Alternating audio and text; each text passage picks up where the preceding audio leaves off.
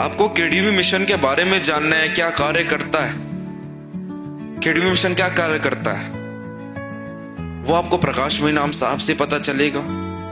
और हमारे KDV mission के जितने राष्ट्रीय प्रतिनिधि हैं, जैसे मिशन प्रमुख हो गए, महासचिव हो गए, राष्ट्रीय प्रतिनिधि हो गए, उपराष्ट्रीय प्रतिनिधि हो गए, राष्ट्र परोपकारी हो गए, राष्ट्र युवा प्रतिनिधि हो गए, राष्ट्र महिला प्रतिनिधि हो गई, और जितने हमने सचिव बनाए उनके माध्यम से ही आपको सही जानकारी मिलेगी। इसके अलावा आप किसी के पास जाते हैं, किसी से पूछने जाते हैं, तो वो उसकी हम गारंटी नहीं दे सकते कि आपको वो सही जानकारी देंगे कि नहीं देंगे। तो आप लोग प्रकाश नाम साहब से जानकारी लीजिए केडीवी मिशन के बारे में, उनसे आपको अच्छी सही जानकारी मिलेगी। और केडीवी मिशन के जो राष्ट्रीय पद अधिकारी हैं उनसे आपको सही जानकारी मिलेगी।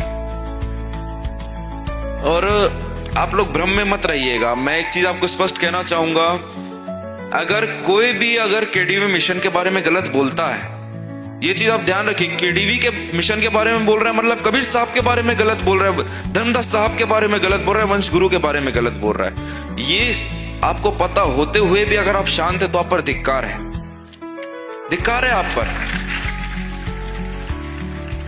अगर केडीवी के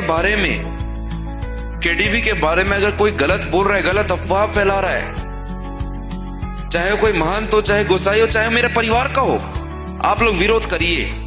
और ये विरोध करना बहुत जरूरी है। हम सदगुरु कबीर साहब को मानने वाले, उनके भक्त हैं हम। गलत चीज का तो हम विरोध करेंगे।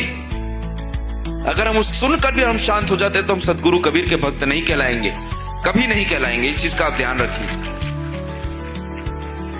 चाहे वो कोई भी हो, अगर गलत अफवाहें फैलाता है, गलत बोलता है, तो आप लोगों की जिम्मेदारी बनती है कि आप उनको बोलें, भाई ये गलत बोल रहे हो तुम, उसका विरोध करें।